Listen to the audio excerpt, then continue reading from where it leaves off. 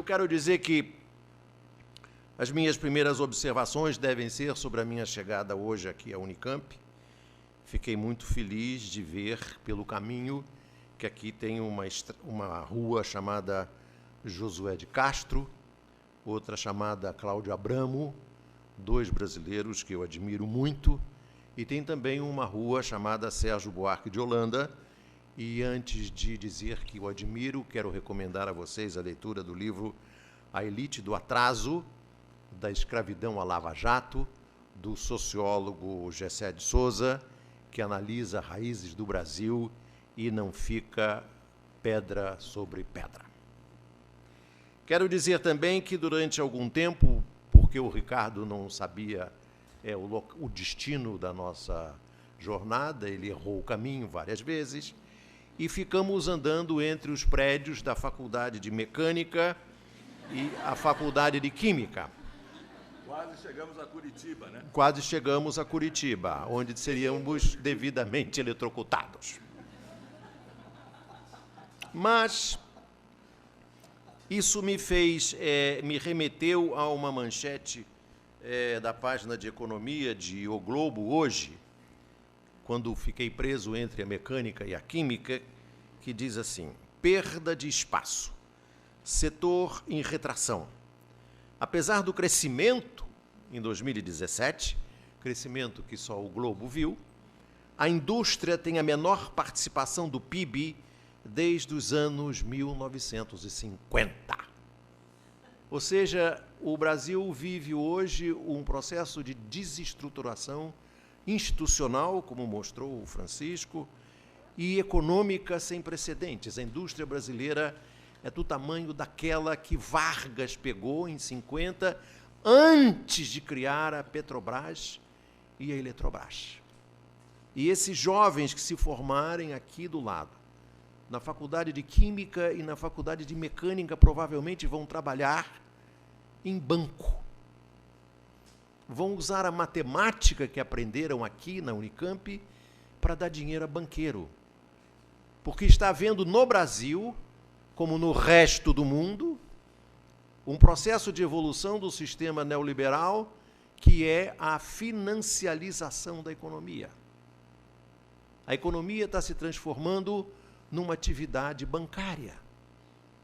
E é o que é o Brasil hoje, por isso que eles pregam aqui a assim chamada reforma da Previdência, que eu chamo no meu blog de reforma que cura até dor de corno, porque, segundo a pregação da Miriam Leitão, essa reforma da Previdência ia resolver todos os problemas do Brasil, inclusive dor de corno. Por que eles precisam desesperadamente fazer a reforma da Previdência, ou precisavam? Para poder reservar dinheiro e pagar os bancos. A dívida pública brasileira é impagável. Não há a menor possibilidade de o próximo presidente da República governar com essa dívida pública. Vai ter que ser decretada uma forma de moratória. Não vai ser possível pagar juros sobre juros, porque senão não se governa como não se governa hoje. E é preciso fazer, como eles fizeram, a PEC da morte, que, como observou o professor Francisco, vai matar a universidade brasileira. Vocês correm o risco de trabalhar para Croton. Eles vão privatizar a universidade pública brasileira e vocês vão trabalhar para Croton. Esse é o destino da universidade pública brasileira. Se esse regime não for derrubado, não for enfrentado, ou pela desobediência civil, ou pela preservação das eleições de 2018, com a eleição do Lula, ou de quem o Lula indicar. E como eu sou pessimista, inveterado, eu acho que exatamente porque o Lula será eleito, ou será eleito aquele que o Lula indicar, não haverá eleição.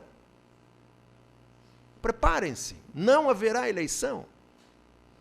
Haverá um golpe institucional, de novo, com um pretenso semipresidencialismo que vai eleger por via indireta ou o Gilmar Mendes, ou o Temer, ou o Wellington Moreira Franco, presidente da República.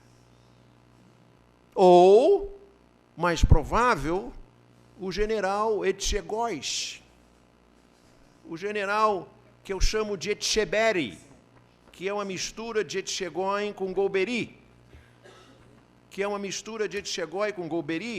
porque ele nada mais é do que o SNI do Golbery, e eles estão dando um golpe, como disse o Francisco, estão dando um golpe para usar essa intervenção no Rio como um instrumento de intervenção no Brasil inteiro, inclusive aqui nessa sala.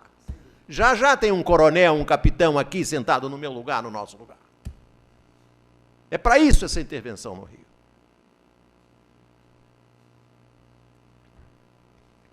Eu vou falar um pouco desse meu livro, O Quarto Poder, porque, teoricamente, foi sobre isso que eu vim fazer aqui.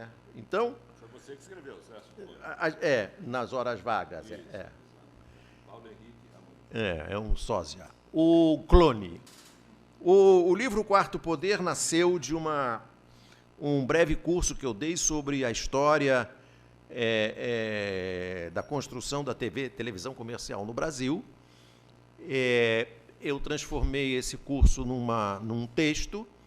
Desse texto eu fiz uma espécie de um livro recheado de testemunhos e depoimentos pessoais meus, com a minha brevíssima participação na vida da televisão brasileira.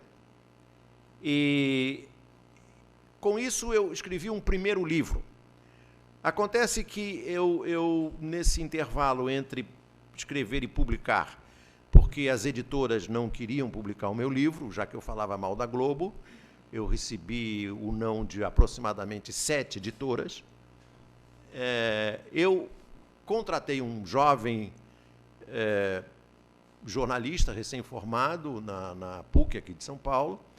Ele ficou um ano e pouco arrumando uns caixotes que eu tinha das minhas anotações, das minhas entrevistas, dos meus textos que eu escrevia quando eu era repórter de televisão.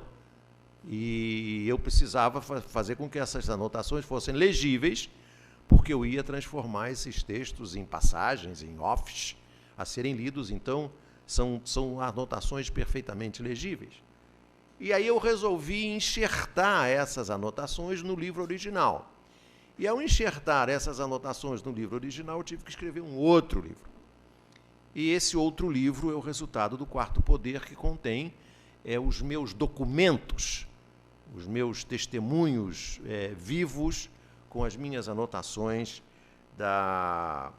do meu trabalho na televisão, que ilustram a minha vida profissional e, de certa forma, a história do Quarto Poder, que é a história da manipulação da imprensa no Brasil. Mas, logo de saída, eu conto um episódio. Eu era editor-chefe e apresentador do Jornal da Band quando recebi um xerox com uma cópia autenticada de um contrato entre a Petrobras e a Odebrecht. Joel Renault, indicado por Antônio Carlos Magalhães, era o presidente da Petrobras. Emílio, filho do pioneiro Norberto, era o presidente da Odebrecht. O contrato era de uma singeleza infantil, ou quase. Estipulava que a Petrobras financiasse a Odebrecht para que a Odebrecht comprasse a Petrobras. É assim, vovô viu a uva. O móvel da relação era a Petrobras ceder à Odebrecht a área de petroquímica. Como se sabe, a Braskem, em sociedade com a Petrobras, e ainda é, um dos ramos mais prósperos da Odebrecht. Eu e o redator-chefe Ricardo Melo passamos a dar cobertura sistemática ao que chamamos, com a ajuda de um selo, uma ilustração, de Petrobrecht. A matéria entrava e vinha um selo. Puf! Petrobrecht. Foi um Deus nos acuda. Emílio conseguiu a fórceps marcar uma reunião na sede da Bandeirantes em São Paulo. Ele, Johnny Saad, filho do dono, José Roberto Maluf, que representava o dono, seu João Saad, eu e Ricardo. Advogado experiente, Maluf foi mortífero. Leu os itens do contrato que construíam a patranha. Eram de uma clareza solar. A cobertura da Petrobras continuou do Jornal da Band e Renault tirou o patrocínio da Petrobras do Jornal da Band. E assim começou a minha demissão e do Ricardo. E assim nasceu a Braskem.